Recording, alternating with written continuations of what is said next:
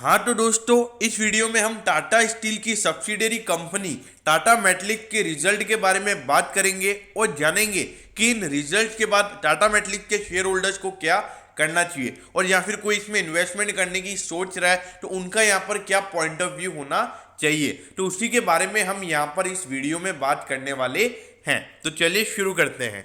देखिए, सबसे पहले मैं आपको रेवेन्यूज के बारे में बताऊंगा। रेवेन्यू मतलब कंपनी की कितनी सेल्स हो रही है, कंपनी के पास कितना कैश आ रहा है। देखिए, कैश एक अलग होता है जिसमें क्रेडिटेबिलिटी भी इंक्लूड होती है। टोटल सेल्स यहाँ पे टोटल रेवेन्यू को इंडिकेशन देता है। तो देखिए, यहां पर सिर्फ अगर क्वार्टर 4 मतलब जनवरी से मार्च वाले क्वार्टर को अगर हम कंपेयर करते हैं पिछले साल के जनवरी से मार्च वाले परफॉर्मेंस से, तो 25.58% मतलब 25% का यहां पर रेवेन्यू ग्रोथ हमको टाटा मेटलिक के अंदर देखने को मिला है। और जो टोटल रेवेन्यू है वो 660.87 करोड़ का क्वार्टर 4 में यहां पर टाटा मेटलिक का निकल कर आया है। क्योंकि देखा जाए रेवेन्यू ग्रोथ यहां पर अच्छा खासा नजर आता है, लेकिन अगर इसी क्वार्टर में अगर आप प्रॉफिटेबिलिटी देखोगे तो वो 0.32% मतलब ऑलमोस्ट कांस्टेंट होकर यहां पे 75.19 करोड़ निकल कर आई है। देखिए, पिछले साल 75.43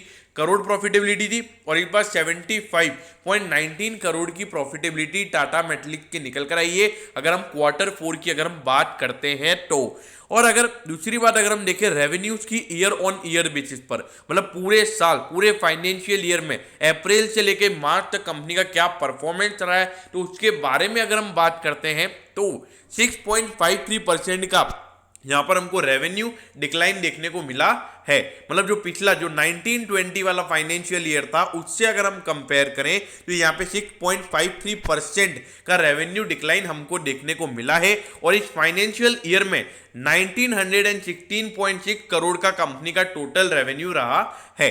अब देखिए, आपको ऐसा लग रहा होगा कि इस साल कंपनी का 6.5% का रेवेन्यू डिक्लाइन हो गया। देखिए, टाटा मेटलिक्स एक पिग आयरन बनाने वाली कंपनी है। अप्रैल से लेके जून में लॉकडाउन हो गया था, तो उसकी वजह से ये गिरावट आपको यहाँ पर नजर आती है। लेकिन यहाँ पे जो इसके शेयर होल्डर्स हैं उनके लिए एक बहुत ही अच्छी बात है कि जो पूरे साल का जो प्रॉफिट है टाटा मेटलिक का, मतलब जो पूरे फाइनेंशियल ईयर का, उसमें हमको 32.26% का ग्रोथ देखने को मिला है। मतलब अगर हम इसको पिछले फाइनेंशियल ईयर से कंपेयर करेंगे तो इतना ग्रोथ हमको यहाँ पे प्रॉफिटेबिलिटी में देखने को मिलता है। देखिए, इस बार कंपनी ने 220.62 करोड़ का प्रॉफिट कमाया है, जबकि पिछले फाइनेंशियल ईयर में ये प्रॉफिट सिर्फ 160 करोड़ था। मतलब 60 करोड़ का यहाँ पे प्रॉफिटेबिलिटी ग्रोथ हमको टाटा मेटलिक्स में देखने को मिल रहा है। क्योंकि देखा जाए लॉकडाउन होने के बावजूद अगर कंपनी की जो प्रॉफिटेबिलिटी है वो इसमें अच्छा खासा ग्रोथ दिखा रहा है, उसका मतलब ये है कि प्रॉफिट मार्जिन के जो परसेंटेज है उसमें यहाँ पर हमको अच्छी ग्रोथ देखने को मिली है। लेकिन देखिए, जो क्वार्टरली वाइज जो मार्केट जो रिजल्ट देखता है, मार्केट देखता है कि इस क्वार्टर में इस कंपनी का कैसा परफॉर्मेंस है, अभी रिसेंटली कंपनी ने कैसा परफॉर्म किया है, मार्केट वो देखता है। तो देखा जाए तो यहाँ पे रेवेन्यू ग्रोथ अच्छा है, लेकिन कुछ एक्सपेंसिव ज्यादा होने की वजह से यहाँ पर आपको एट दी एंड थोड़ा सा प्रॉफिटेबिलिटी गिरता हुआ नजर आया है। अब यहां पर अर्निंग पर शेयर की अगर मैं बात करूं तो देखिए, पिछले साल अराउंड 59 रुपीज का कंपनी का अर्निंग पर शेयर था, अब जो कि हो गया है 73.55। तो देखिए, यहाँ पे अर्निंग पर शेयर भी कंपनी का खासा बढ़िया हो गया है 73.55। तो देखिए, अभी कंपनी का जो मार्केट का जो शेयर प्राइस चल रहा है वो अराउंड 900 है। तो देखा जाए तो अराउंड 12 टाइम्स इसका प्राइस टू अर्निंग रेशियो निकल कर आता है। तो देखा जाए अगर वैल्यूएशन पॉइंट ऑफ व्यू से अगर मैं बात करूं तो टाटा मेटलिक्स खासा अट्रैक्टिव नजर आता है, जो कि लॉन्ग टर्म पर्सपेक्टिव से अगर हम बात करें तो। अब देखिए, एक स्मॉल कैप कंपनी है, 2844 करोड़ का मार्केट कैप है। और देखिए, टाटा स्टील की सब्सिडियरी कंपनी है, ये आपको पता होना चाहिए। देखिए, अगर हम इसके प्राइस टू अर्निंग रेशियो की अगर हम बात करें तो 12.82 टाइम्स का इसका प्राइस टू अर्निंग रेशियो निकल कर आता है। लेकिन अगर हम कॉन्सोलिडेटेड बेसिस पर अगर हम बात करें तो वो 21.73 टाइम्स निकल कर आता है। देखिए, वैसे तो जो जिसका प्राइस टू अर्निंग रेशियो कम होता है हमें वो देखना चाहिए, लेकिन अधिकतर मैं कॉन्सोलिडेटेड देखना पसंद करता हूं। और अगर हम price to book ratio consolidated basis पर अगर हम देखें तो वो 28.64 निकल कर आता है। तो देखिए अगर हम कंसोलिडेटेड बेसिस पर अगर हम बात करेंगे तो उसमें कंपनी की लाइबिलिटीज ज़्यादा हैं, तो उसकी वजह से एक्सपेंडिचर ज़्यादा हो जाते हैं, क्योंकि जो इंटरेस्ट पेमेंट कंपनी को पे करना पड़ता है, तो उसकी वजह से यहाँ पर आपको कंसोलिडेटेड बेसिस पर बुक वैल्यू ज़्यादा देखने को मिल रहा है, और मतलब जो प्राइस टू बुक रेशियो वो आपको ज़्यादा देखने को मिल रहा है, और जो प्राइस टू अर्निंग रेशियो वो भी इसका ज़्यादा निकल कर आता है, क्योंकि इंटरेस्ट पेमेंट करने से कंपनी की जो कंसोलिडेटेड जो अर्निंग्स होती है वो कम हो जाती है। तो एक ये मेन बहुत बड़ा रीजन यहां पर नजर आता है।